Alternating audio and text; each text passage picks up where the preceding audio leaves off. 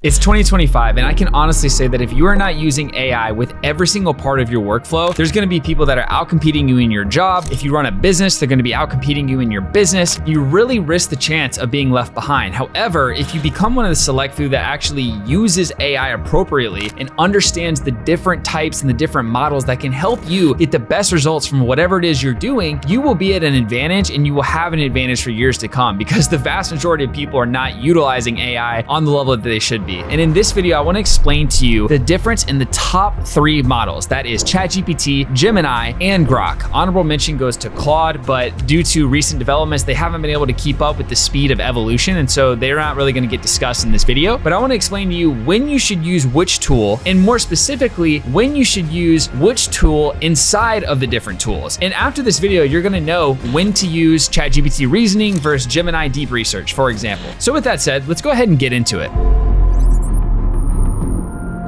ChatGPT is definitely going to be your most well-rounded model. It's great for writing, it's great for brainstorming. The reasoning models are absolutely incredible, and it can also search the web, not to mention the deep research feature. Gemini is going to be by far the best integrated into the Google Workspace ecosystem. So whether you're using Gmail, Google Docs, Google Slides, whatever the case might be, Gemini is an incredible tool that you can throw into the mix, and that will help you get more out of Google's tools. Gemini can also handle a very large amount of context. So if you had a 1,000-page document that you needed to get analyzed, Gemini would be the best one to put into there. Grock is very unique in that it has access to real-time data on X. It's the only LLM that has access to that real-time data. Grock also has a very cool tool called Deep Search and Deeper Search. This is basically having someone go and do research for you, combing through different websites and extracting information without you having to do all the extra work. So I can say, research the best tool for X, Y, and Z problem. And then it's gonna go and it's gonna search the reviews, it's gonna look on Reddit, it's gonna look everywhere, and then it's going to synthesize the data in an opinion. It might say, this is the tool you should use based on these,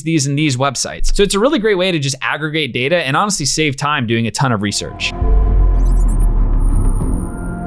Now let's get into the details. ChatGPT, not all models are created the same within ChatGPT, and it's kind of a running joke on X. You know, they have 4.0, they have 4.5, they have 0.3, they have 0.4 mini, 0.4 mini high. Which one should you use? I'm going to assume that you're not an engineer or a developer if you're watching this video. If you are, you already know that the 0.3 models and the 0.4 mini models are gonna be the best for code. But for your everyday person that's just working a job or running a business or just wants to get more out of AI, you're gonna need to choose between 4.0 and 0.3. So 4.0 is the basic model. It is the most common one that you should use. It has really nice output. It goes back and forth, very conversational. It can answer your questions. It can search the web. It can create documents in a really amazing format. And overall, it's probably the best LLM model in existence at the time of this recording. Now, that could change tomorrow. As we know, the speed of evolution in this space is absolutely staggering. However, the reasoning model, 0.3, is probably the best model on the planet. And this model is amazing for if you have a ton of data that you need to comb through all of it and get insights. And if you need help from AI to think about whatever problem you're dealing with and reason and go step by step and use actual logic to try to create the answer, that is where 0.3 really shines. And man, I've had some business breakthroughs with 0.3 that you would not believe. The ability of this model to walk me through step by step problems that I'm trying to solve and then provide suggestions and insights and inputs that I would have never even thought of is absolutely mind-blowing and absolutely stunning. So you can think of 0.3 as your high-level strategist or mentor. It helps you think deeper, faster, spot hidden variables, and just get more out of your brain than you'd be able to get out of it by itself. And for 4.0, you can think of it as your all-purpose assistant. Think of it for creative writing or an implementer that excels at producing polished input based on inputs. But be careful letting it do the heavy lifting, because it just is not going to do as good of a job. So a lot of times I will have 0.3 do very deep, complex thinking, and then whatever output it gets me, I'll shift to 4.0, and I will have 4.0 give me a very clean, concise output that's very easy to comprehend, because 4.0 is usually better at communicating and writing. So my recommendation for ChatGPT would be to extract the insights through the 0.3 model, feed it to the 4.0 model, and get a clean, nice output that's easy for you to use in whatever way you want to use it.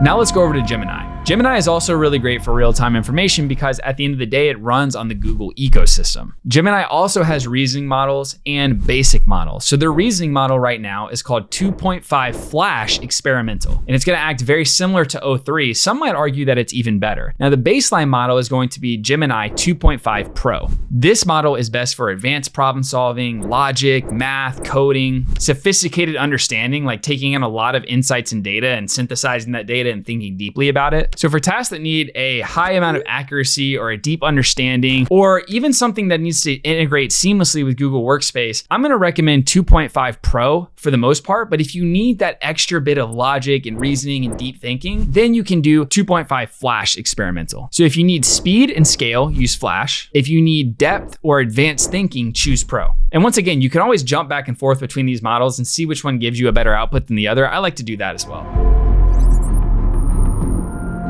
Now stepping into Grock, like I was saying, it has real-time data for X, so it's gonna be the most cutting-edge information you can possibly find. If you're just using Grock at its base core, it's almost like a Google search, where you ask it a question and it gives you an answer really quickly, similar to ChatGPT 4.0, except maybe a little bit more access to real-time information. Now Grock also has Think, which is their reasoning model, and the thinking model is honestly very good. It usually has great output for me. What I like to do is if I'm doing a deep dive on a subject or trying to understand something a little bit deeper, I will do Grock deeper search, and I will have it extract a lot of information from the web from all various sources, and then I will have it think and create a synthesized output that works for whatever it is that I'm trying to do. So maybe I'm reaching out to a company that I want to work with. Well, I might do deeper search to extract as much information as humanly possible from that site and from that company to understand it fully. And then I might have Think to understand how can I create an offer that would make this business want to work with me. So I make these models work together seamlessly. Grock also claims to be a little bit more uncensored, although to be honest, I haven't really noticed a huge difference in the different models and their level of censorship. I'm also not really trying to poke at them and see what their limits are in terms of censorship. I'm using these tools for productivity and to push my business forward.